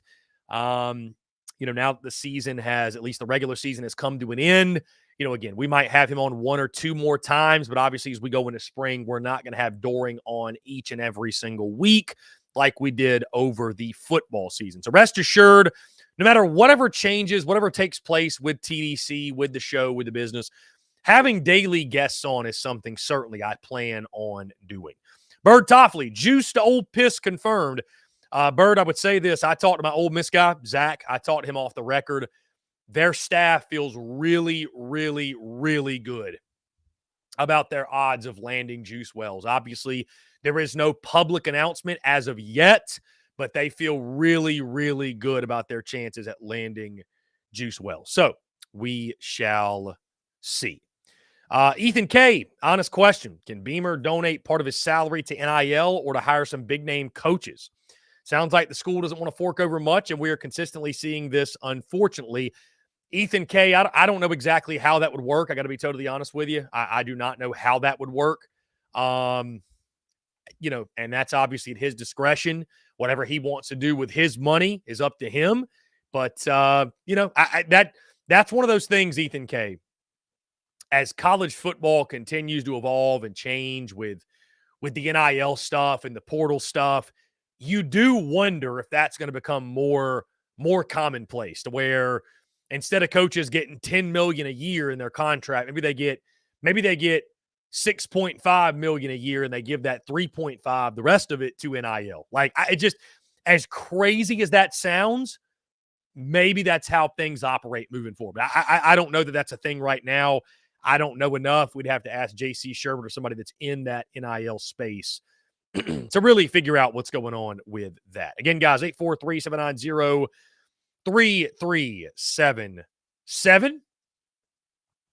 Travi, Juice would get a rude awakening next year at Willie B if he goes to Ole Miss. LOL. Maybe. Bryce Jeffcoat says, Rocket just went live wearing a Carolina hoodie. Love to hear that. That'd be a big pickup, man. I mean, that really feels like one that South Carolina needs to get. I see Travis Allen asking, looks like we're struggling in the portal. Travis, I think it's way too early to overreact to anything because there's still guys out there that have to make decisions, if you will. They've got to make decisions and figure out what they want to do and what have you. But I mean, I think it's going to be very obvious for South Carolina. Did they succeed in the portal? Or did they not? Right? Because you did lose Juice Wells. Mario Anderson dropped his top 4 this morning. He's got Oklahoma, Southern Cal, Memphis, and Cal on his top 4. So he's headed out somewhere else. And you need to add some difference makers, guys. I mean, that's just the bottom line. I mean, that's a lot of coaches. We can say that about a lot of coaches, but I think definitely just zooming in on South Carolina and Shane Beamer, they've got to add difference makers in this portal cycle. They have to. They have to. They just got to add difference makers. I think Rocket Sanders could be one of those guys. And again, if you don't land him, and I think I saw Austin Gregory earlier in the chat. Let's see. He says, the inevitable meltdown of this fan base, should we not land Rocket, will be one of epic proportions. Yeah, and I think so. I mean, Austin, I just think that after a 5-7 season, the South Carolina fan base is hypersensitive. The fan base is hypersensitive, which can you blame them after 5-7? And, a miss of a guy like Rocket Sanders will be taken as a massive negative. And again, guys, the JUCO pickup, the commitment you got today was big. The kid's like 6'4", 333. It was big, literally and figuratively. That's addressing a position of need, obviously. Getting a guy like that in the interior, the defensive front, continuing to bolster that side of the football. But, guys, like outside of that, I mean, listen, after you went, 6'4", 333, but after you went 8-4 or 8-5 even, right, and you beat Tennessee and you beat Clemson, Shane Beamer and his staff got the benefit of the doubt, right? They did in the transfer portal. They could have added anybody from some FCS school or Western Illinois or Mercer or Yale or Charlotte, and nobody cared, right? It was like, yeah, Beamer's going to get them right. Yeah. Now I think the fan base is looking at the transfer portal through a much more critical eye, because now what people feel like is, hey, all those guys we added last year led to 5-7. So we got to go get some guys that are unlike the guys we had last year. So if you're adding guys from Ivy League schools or adding players from FCS schools, I just don't think you're going to get the wild reaction and support that you got this time last year. I know you're not. And that's not unfair. So again, guys, let me just say this. I think it's far too early to overreact to anything in the portal in regards to like, oh my God, South Carolina's missing left and right. I know that there's per sources, there's insiders, obviously guys like JC, the message boards at the Big Spur. They're going to keep you guys well informed on what's going on. But I'm more of a wait and see. Let's see what happens. But again, certainly you need to hit more than you miss this portal cycle. And if you miss more than you hit,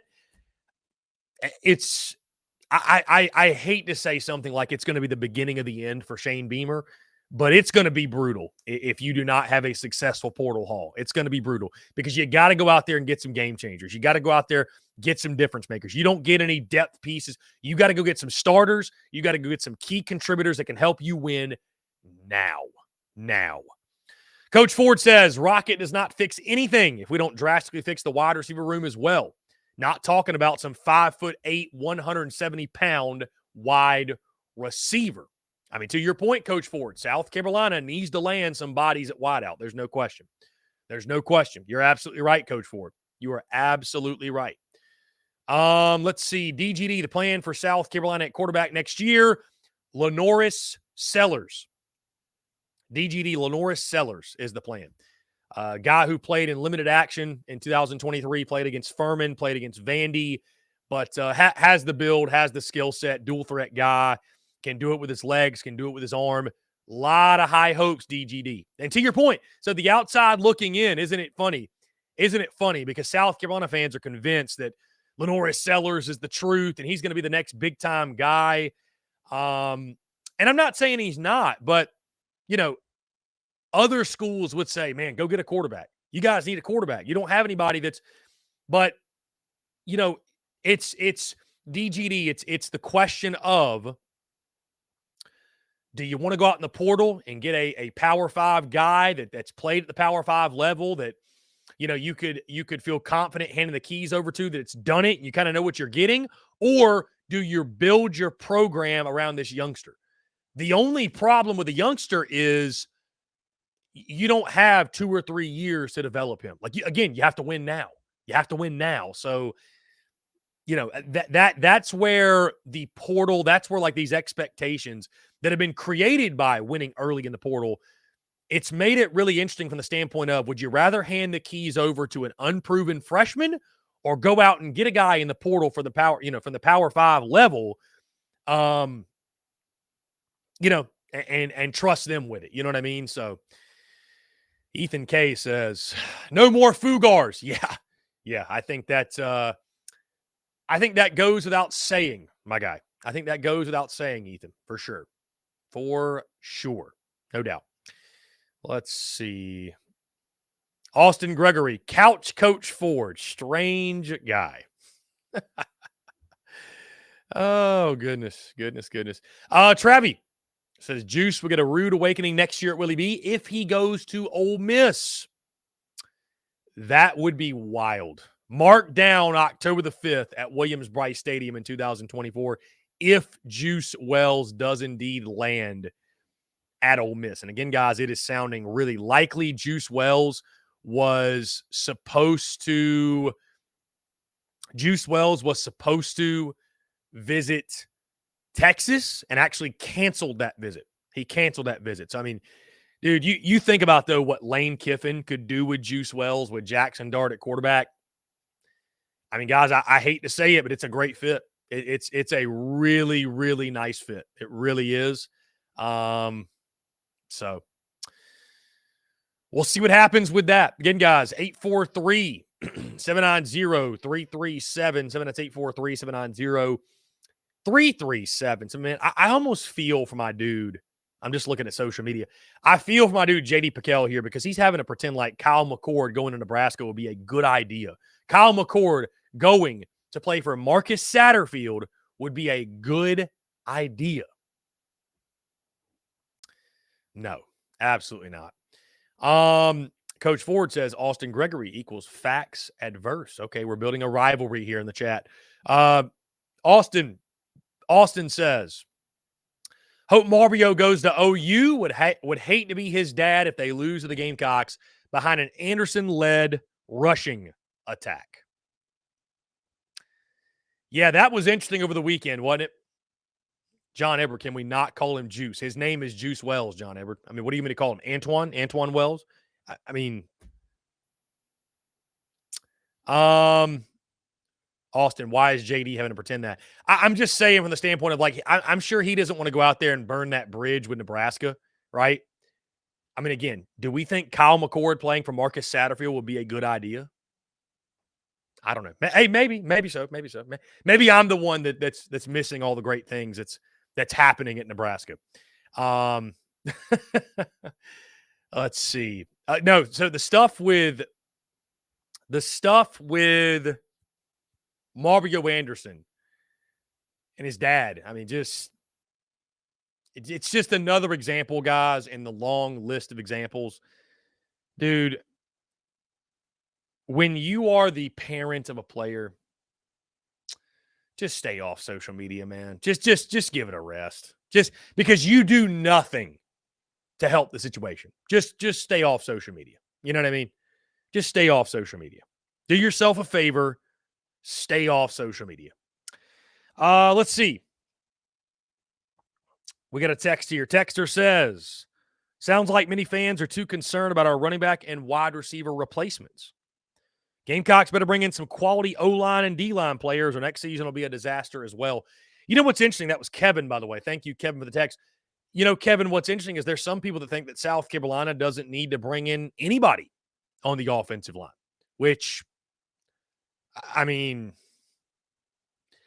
I understand that South Carolina has a lot coming back, and you can say that, well, you know, as long as they get healthy, right? They get healthy and everything's good, everything's golden. Can you really afford to operate that way, to bring back the exact same group? Can you really afford to operate that way? I think going out and at least getting 2 or 3 quality offensive linemen would be a positive, would be a plus. I do. And I agree with you. I mean, we can talk about Rocket Sanders all we want. I mean, admittedly, guys, it's going to be really, really, really hard for me to get excited about South Carolina football in 2024 until I see some movement with the offensive line. Until I see some movement with the line of scrimmage, that's something that tells us that South Carolina will be vastly improved. And I think the thing you hang your hat on right now with the way it stands is if you get Jalen Nichols back next year from injury, that's big. If you get Vershawn Lee to return, which it sounds like he will, that's big. If Kaysen Henry can come back from injury, that's big. You know you got Big Tree, and you know you got Trovon Bowe. Those guys are going to be solid next year, very solid. Jatavius Shivers is a true freshman played. He should contribute. Marquis Anderson, who the staff was really, really high on, he gets healthy. He's going to contribute. Then you got Josiah Thompson, Cam Pringle. You got these big-time offensive linemen coming in. And I'm not saying they're going to start, but they're probably going to play, right? Nick Gargiulo's trying to come back next year. I still, guys, with all that being said, those guys have upside. That's great. With that being said, you've got to go out and get some offensive linemen. I mean, you have to. You cannot roll in the next season with the same offensive line room and have confidence that it's going to be a night and day difference. You can't do it. That would be, in my opinion, irresponsible. It would be irresponsible to do that. They may do that, but it would be irresponsible, in my opinion, for South Carolina to do that. Because we saw this year, guys, all the weapons that South Carolina had on the offensive side. I mean, guys, here's the crazy thing. And landing Rocket Sanders would be big. Don't get me wrong, it would. Landing Rocket Sanders would be big, okay? But, I mean, you had a running back this year rush for over 700 yards, and you went 5-7. So, I mean, was running back really South Carolina's biggest issue in 2023? Not really, guys. You had Spencer Rattler at quarterback. Was that their biggest issue? No. You had Xavier Legette at wideout. Was that their biggest issue? You would have liked to have more, but not really. It was the line of scrimmage. If the line of scrimmage does not get fixed, if the line of scrimmage does not get improved, then everything else Carolina is doing in the portal means nothing, both offensively and defensively. Guys, if Carolina does not haul in a couple of game changers, impact players in the portal this cycle on the lines of scrimmage, we're having the same conversations about South Carolina football next summer as we did this summer and all throughout this season. We are having the same exact conversations. We're having the same predictions. Everyone's going to be picking the Gamecocks to win 4, 5, 6 games, probably at most, with a brand new quarterback as well. So go get Rocket Sanders. Go get Jaden McGowan. Go get the tight end from Harvard. Go get this guy or that guy. But if you don't shore up the offensive line and the defensive line, you have accomplished nothing. You've accomplished nothing. So, you know, I mean, it's fun to grab the position, the skill position players. It's fun to grab those guys, but you better make sure. You better make sure that you've got trench guys. And if Beamer feels like they got those guys on campus, God bless him. I guess you have to ride with what he says. And I know that they'll, even with the guys they have, guys, they're going to be a little bit better next year. They number one, they can't be worse. Number two, they've got a bunch of dudes that play that'll be a year older, more experienced. But man, can you really confidently go into next season? Can you go into next season feeling good about the same exact group? Highlight Helix. I'm not saying that Mario Anderson is the same as Rocket Sanders. He says, I liked Mario, but comparing him to Raheem is crazy. Highlight Helix. All I'm saying is South Carolina had a back, no matter what his name is, had a back that rushed for over 700 yards, and it meant nothing. So I'm just saying, Highlight Helix, I don't think Mario Anderson's as good as Rocket Sanders, but I tell you what, if the O-line stays the same and you get Rocket Sanders, how much better are his stats going to be? How much better are his stats going to be? I'm just saying that, like, it's not like Mario Anderson had a poor statistical season. We've seen much better running backs than him have less productive seasons. My only point was, highlight Helix, that if you don't have the big uglies to block in front of a Rocket Sanders, then none of it really matters. Like, it's not as much of a game changer as we would like it to be. Coach Ford says, there are major holes everywhere in year 4. Credit Shane Beamer. Austin Gregory, if Clemson soccer wins the national title tonight, they're officially a soccer school. Soccer national titles 4, football national titles 3. Austin, I did not even know the soccer national title was tonight. So thank you for informing me. I had no clue of that. And sure, that sounds right to me. Why not? Let's see. Austin Gregory, will McCord make Sat look good or will Sat make McCord look bad? I think both could happen simultaneously.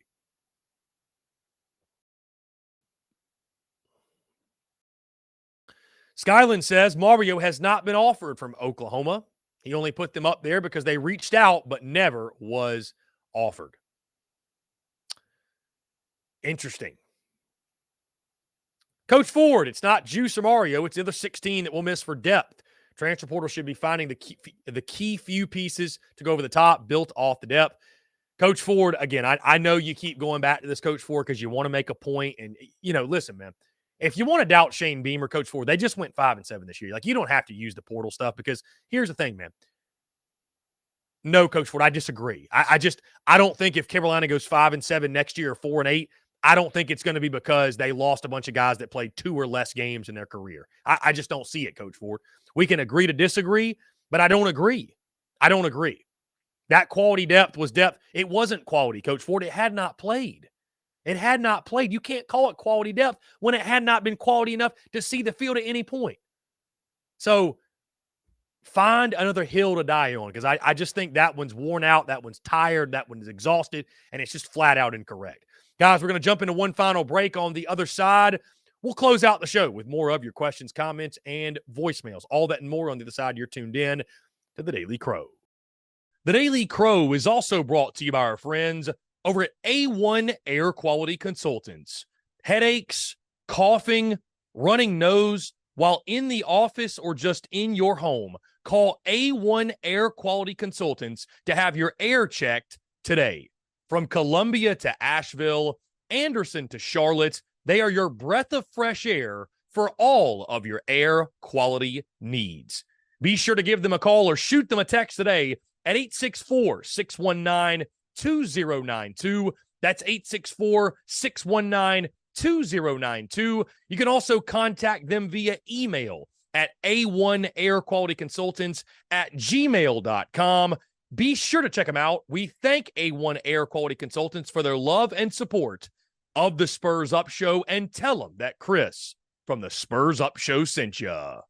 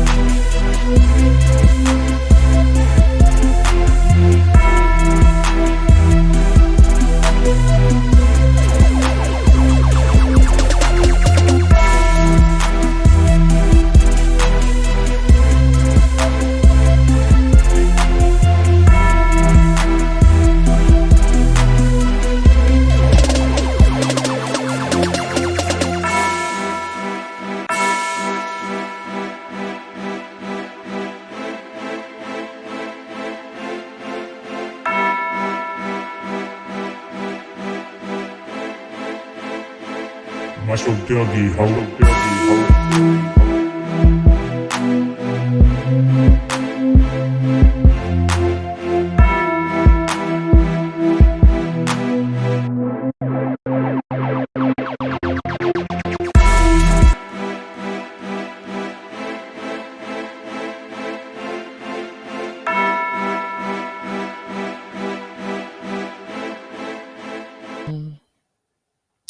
Ladies and gents, boys and girls, we are back. Final 10 minutes or so here on the Daily Crow, taking your questions, your comments, your calls as well. Again, guys, appreciate each and every single one of you. Also, guys, I want to say to Coach Ford, it was nothing personal, my friend. Beauty's in the banter. And I'm just making the point, Coach Ford, that I think there's reasons that out Shane Beamer at this point. There's no question. But the transfer portal numbers, I mean, it's an imperfect science because teams like Florida State, Ole Miss, dude, they cycle guys out. They replace. I mean, they had 30 new guys per portal cycle, and they have great success. So, I just don't think if you lose a bunch of guys that did not play, that's hitting everybody. I just, if you lose a bunch of guys that did not play, and you say they're quality depth, if they were quality, they would have played. Coach Ford has this to say. Why was a player like Landon Sampson not ready to shine? This should have been his year. I'm not shocked that he rode the pine behind Van, Leggett, Juice, and Brown, but this should be his year. Beamer can't recruit a wide receiver room in the portal. He lost 4 bodies plus Juice and Xavier Leggett. Coach Ford, to your point, they got to load up on receivers, man. They got to load up on receivers. As Lucas Green says, O-line's the priority, but they got to load up on receivers, no question. They absolutely do. Let's see.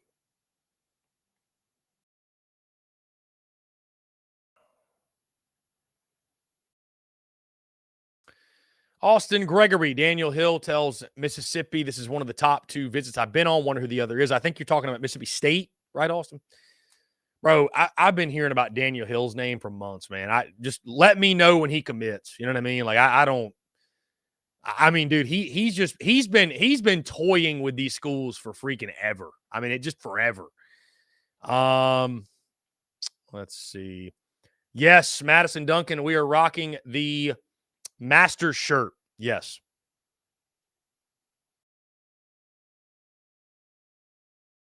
Alonzo Kincaid. They were playing Doty instead of actual wide receiver. Coach Ford, we need a quarterback, couple of rocket level running backs. Coach Ford, I think you can expect South Carolina to pick up a couple quarterbacks out of the transfer portal. I think you can expect that.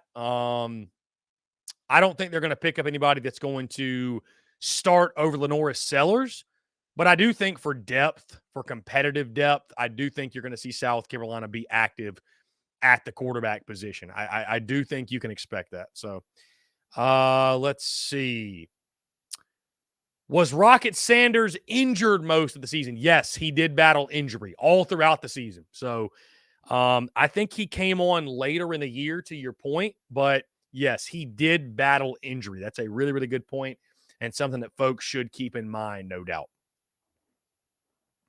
Folks should absolutely keep that in mind, no doubt.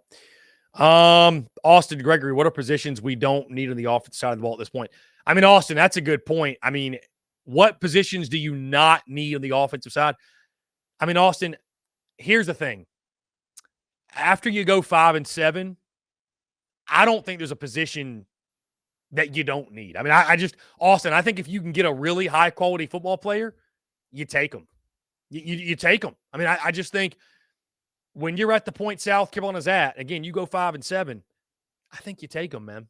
I think you take them. So I think you absolutely take them. Yep. I don't think there's one position that you look at and say, we don't need anybody. Nah, we're good. We're too good for you. Nah, I think you load up on guys. So anyways, guys, appreciate you all tuning in, interacting, engaging. 843-790-3377. That's 843-790-3377 here on this Monday. Again, guys, we began our bowl game previews today, talking the Texas Bowl with Texas A&M and Oklahoma State. We'll continue that tomorrow. I think, guys, I have not decided 100%. I just got to double check the schedule. I think we will go live on Wednesday. I'm not 100% yet, but I think we will. I think that would be beneficial. I think we will. Again, I will let you guys know for sure in the next 24 hours or so, but we'll be for sure tomorrow. We'll be for sure live tomorrow. We'll continue with the bowl game previews, talking Gator Bowl. Then the following week, we'll really dive into all these bowl games. Of course, National Signing Day is on that Wednesday as well. We'll talk all things signing day in the SEC, break down all these recruiting classes. Of course, guys, talk South Carolina, their recruiting class. Again, it's so interesting how signing day has taken such a backseat to the portal stuff, because it's like recruiting's great, right? High school recruiting, because it's like, man, like you're building your roster, you're building for the future. And I think it's essential. But the portal's more exciting because it's like these are guys that can help you right now, right? These are guys that can, like, next year be starters. They can next year be big-time impact players, big-time contributors. And again, when you're a coach like Shane Beamer going into year 4, I mean, that's the focus, guys. That's the focus. That's the focus. That's it. Who was it we had on just last week? It was Jesus, who am I forgetting here? Oh, John Neighbors talking about Arkansas, right? They don't even care about the high school recruiting, because if Sam Pittman doesn't win, he's not going to be around for those guys anyways. So it's all about the portal, right? It's all about getting portal guys.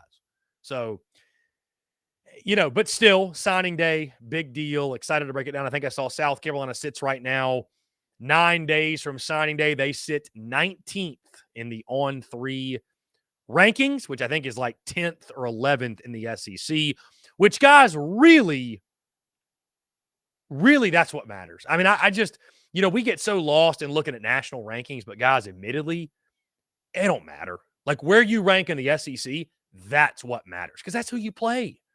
That's who you play. I mean, if you were to rank 16th nationally, but 16th overall in the SEC, what have you accomplished? You know what I mean? The national ranking is like this ego boost to feel really, really good about what you're doing. So it'll be interesting to see where South Carolina sits when signing day happens. Let's see. Bird Toffley says, I understand we have Sellers, but he hasn't been named the starter. I'm just saying Vegas will not pick us to win any games without a solidified QB1, RB1, or wide receiver 1. Bird, to your point, man, when you talk about Vegas, I mean, I think the over-under win total in 2024 for South Carolina, what would y'all say? I mean, I think it's probably going to be 5. I think it's going to be 5. Yep. Maybe 5.5. Maybe. Because there are 4 built-in wins practically in that schedule with Vanderbilt as well.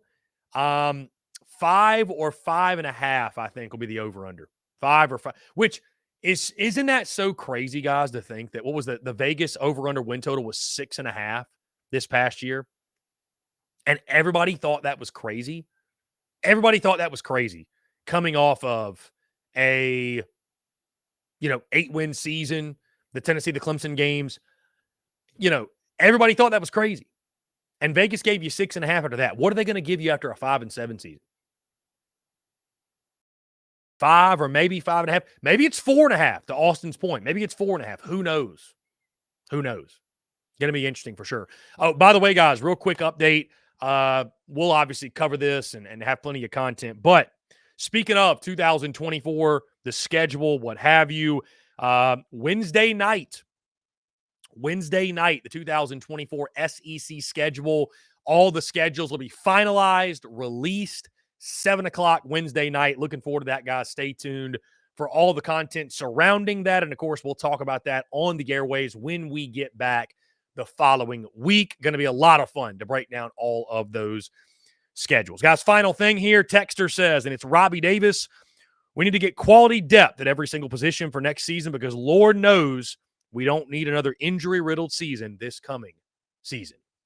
Thank you so much, Robbie Davis. That's a great place to put a pin in it, guys. If you're watching on YouTube, hey, make sure you hit that subscribe button on YouTube. Hit that bell icon so you get notifications when we go live and when we drop new video content as well. Also, guys, be sure to subscribe on iTunes, Spotify, Google Podcasts, wherever you get your podcasts. Also, leave us 5 stars, leave us a review. It helps boost up the podcast, helps boost up the show as well. And of course, guys, stay tuned across social media, X, Facebook, Instagram, TikTok, wherever you get your content, we are there. Guys, appreciate you all tuning in. Thank you all so much. Have a great rest of your Monday, and we will talk to you all tomorrow.